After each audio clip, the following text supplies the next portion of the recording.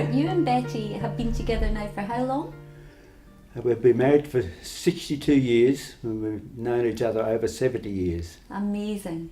And tell me, when did you first notice any change in Betty in terms of the memory and self-care? About 8 years ago when we used to drive up to my mother's place at Wentworthville, and she was a little bit slow in stopping at traffic lights, and I was getting a bit worried.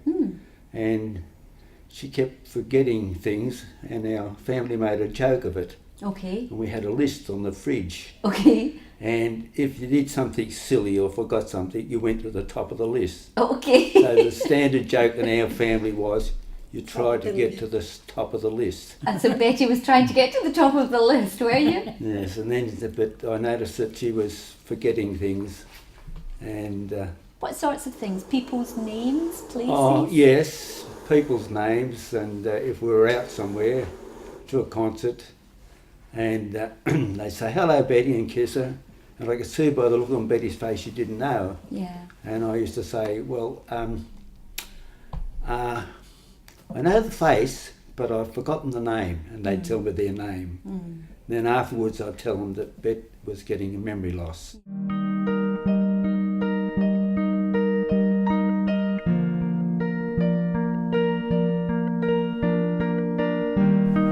Well, it was very hard coping with it at first, and my family kept saying, we had a few family meetings, and they says, you should take Betty and put her in care. Yeah. And I'll put her in her home, as they mentioned it. And give me just a little reminder of the sorts of day-to-day things that would cause problems. So we'd gone beyond forgetting names and places. Oh, well then she'd be talking with her eyes open, and in the middle of a sentence go. And just fall asleep.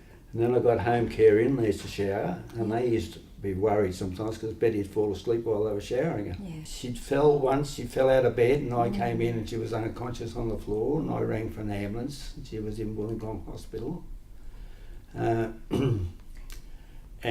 I joined the dementia awareness group, Alzheimer's. Yeah.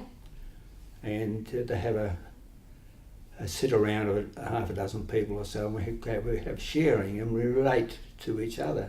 And that's like a support that was group the for catalyst for putting in care, because they said I would feel guilty. Yeah. See, and I did when Betty first went away. I had a guilty complex, and they said, well, don't. But then the weights were lifted off my shoulders. And you're back to being being friends rather than being the support person. Right. So that's been helpful. Yeah, and that was a great thing. And then I used to, and I used the internet, and I used a lot of study. But one of the most important things was you don't argue. Yes, and that's what I was about to ask you. So tell me some of the things that could cause distress between you. So the sorts of things that Betty might get confused or annoyed about. Well, if I said, oh, you've already told me that, I'd notice you'd stiffen up and shake the hand and says, no, you haven't. Yeah. And then I learnt is you don't argue. Yeah. And you agree with everything. And just try And then you also, and the people with dementia I noticed, and with Betty too, she'd say to me sometimes, you're angry with me, aren't you?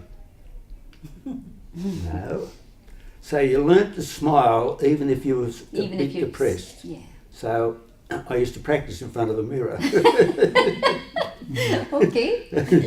So, but it's important because they're very susceptible to your moods. So if you're looking a bit glum, what's wrong? Yeah. And the catalyst that made to move into the thing, I used to have trouble with tablets. And they have down there with tablets. She secretes them somewhere. So she doesn't always manage to swallow things properly. And she was on 8 tablets at a time. Yeah. And was sitting on the lounge and giving a breakfast. And I'd give her, say, you've got to take these before you have your breakfast, okay? Open your mouth. And then, but with this thing here that nearly broke my heart was, I said, you swallow them, here's a glass, drink the water, Now each button, she went forward and she spat them all out into the porridge. And I broke down and cried. Yeah. And she says, "You don't love me anymore, do you?" And that was then... I think what you're describing there is that you're trying your best to do all the things Yes. to keep her well and to care for her. She can't... You didn't want any of that, did you? No, thank But you. then when And she she's- sees you distressed, she actually can't interpret why that is No, either. So it's that's a right. very stressful thing for both of you. I don't get upset now. I used to be depressed, and depression is an insidious thing. It manifests itself. So I learned to put on a brave face even if I'm not down. You're right. And I think of funny things and laugh. The best medicine of all is laughter. Absolutely. You realise I married an older woman, don't you? What? I used to take her home to my mother's. We met at Sunday school, and we used to go, when we were about 14, 15, I took her home a couple of times because it was the St Andrew's Church of England at Summer Hill, Uh-huh. and we were both in the choir, and she used to sit opposite with her sister, and the women on one side, men on the other. So. Uh-huh. And so she said later on in life that I was more keen on her sister than she was. It's not true. I don't believe that, But do you? I took her home to my mother. She kept saying, "Son, that's the girl you should marry." I said, There "But you Mum, are." she's older than me." She said, "It doesn't matter, son. An older woman is wiser and had more experience." And no one ever told me what she meant. I can't find out. I don't know whether you've had any thoughts about the future or plans or how Oh you'd yes, like I've put things to everything be. in place about the palliative. Why would you prefer that to going in and out of hospital or in and out of emergency departments? How does Betty Well, find if Betty fell over down there and broke her arm, well, she could go to the hospital and have it reset. But if Betty got pneumonia or a chest infection or something like that, and they say, "Well, do you want her to go to hospital or stay here?" I say, "Stay here." Yeah, and that's Because she's in the environment that she's used to. I've been to Wollongong Hospital several times with her, and she's been very distressed. That's exactly right. So that familiarity and that routine actually allows Betty to maintain her dignity and to be less distressed. And unfortunately, in a busy hospital, moving from department to department with changes of staff is really quite distressing. Betty, I don't know if you remember much about Wollongong when you've been in the emergency department. It's pretty busy. Was it? Yeah. But I think the times that Robert's been with you, it's quite distressing for Betty. Yes. So that's great that you've managed to have that chance to understand the progression of the disease and to plan ahead in a way that maintains dignity and keeps you involved rather than losing control. Yeah. Did you Yes, find that but- process difficult, thinking that through? No, well, I'm in the Arcadians, and in the last 6 months have been 7 of them died. Okay. And they're all younger than me, which is a bit worrying. All right. So no, I went to a funeral last week, one of the lamplighters. But Yeah. no, I've got everything in place. I've got our plot down there and with Hooker, and everything's paid for. So.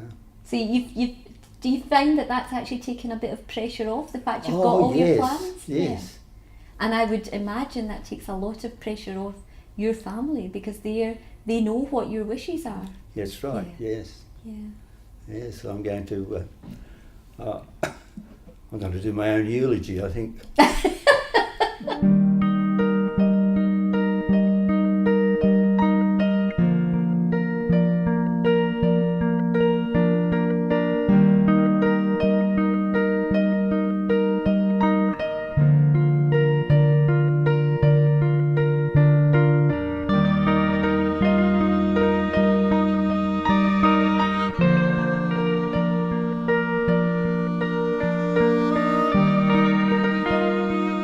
And we sit out in the backyard because it's got a lovely garden. She loves the flowers and everything. And we can be sitting there for 20 minutes and say, "Can I go home now?"